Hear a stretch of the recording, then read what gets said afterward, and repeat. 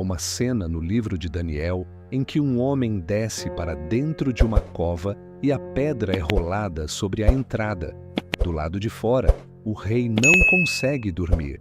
Do lado de dentro, as escrituras não dizem nada, apenas que Daniel estava lá, no escuro, com os leões. É o capítulo 6. Uma cena de noite longa, de silêncio do lado de dentro e agitação do lado de fora. Se você chegou até aqui querendo descansar, deixa o corpo se acomodar e acompanha com calma. Para entender o que aconteceu naquela noite, é preciso saber quem era Daniel e onde ele estava. Daniel havia chegado à Babilônia ainda jovem, trazido como cativo quando Nabucodonosor sitiou Jerusalém e levou para o seu reino parte dos filhos de Israel, entre eles jovens de boa família, sem defeito físico, com disposição para aprender. Daniel era um deles.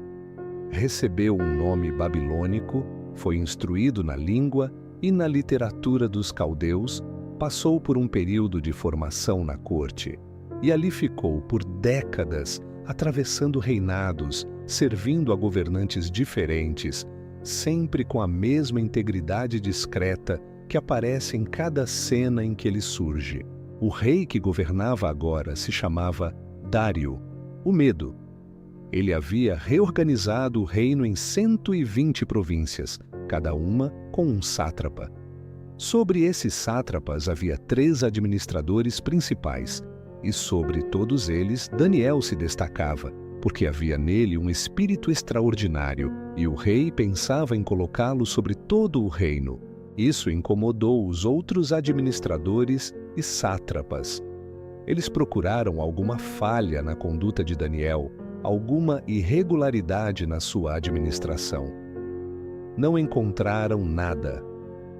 As Escrituras dizem que ele era fiel, que não havia nenhum erro nem falta nele. Então mudaram a estratégia. Se não havia falha na sua conduta, talvez houvesse uma forma de transformar a sua fé em falha.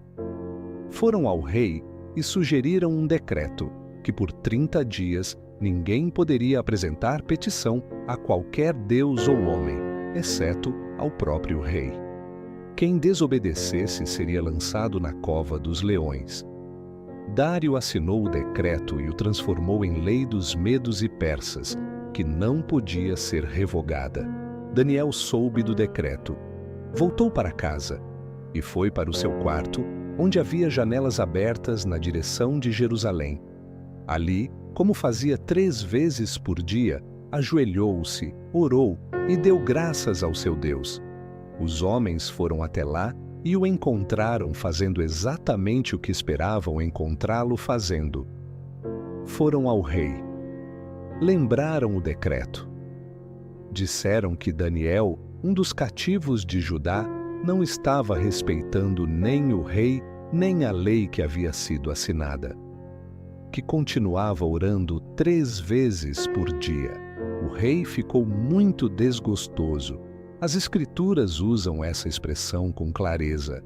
Ele estava perturbado e trabalhou até o pôr do sol tentando encontrar uma forma de livrar Daniel. Mas os homens voltaram e lembraram que a lei dos medos e persas estabelecia que nenhum decreto assinado pelo rei poderia ser alterado. Dário mandou buscar Daniel e o lançaram na cova dos leões.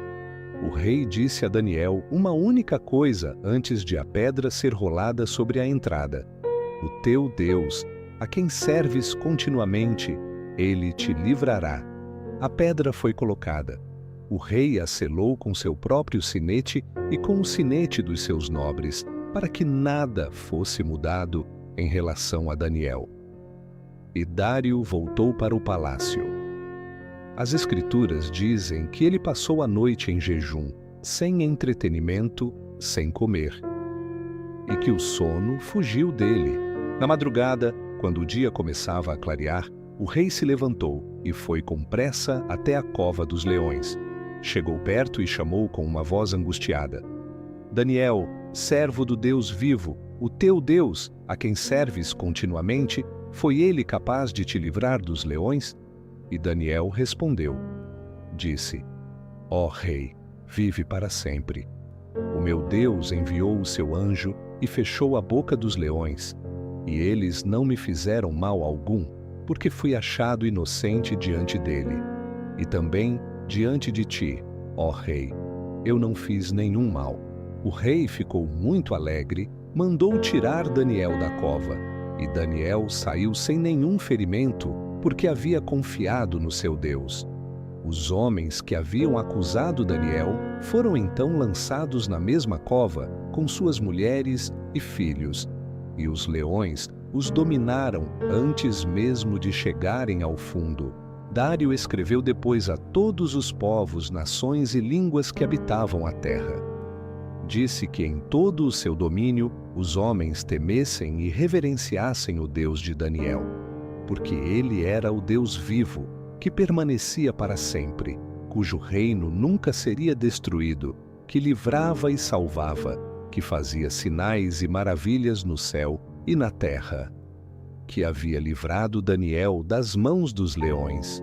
E Daniel prosperou no reinado de Dário e no reinado de Ciro, o persa. A história não descreve o que aconteceu dentro da cova. Não narra o que Daniel sentiu, o que pensou, se dormiu ou ficou acordado. A cena do lado de dentro é silenciosa. O texto vai direto para amanhã, para a voz do rei chamando na entrada, para a resposta de Daniel vindo do fundo do escuro. O lado de fora é que ficou em agitação a noite toda. Essa inversão permanece na narrativa como ela é, sem precisar de comentário. Fecha os olhos, deixa a noite passar. Boa noite.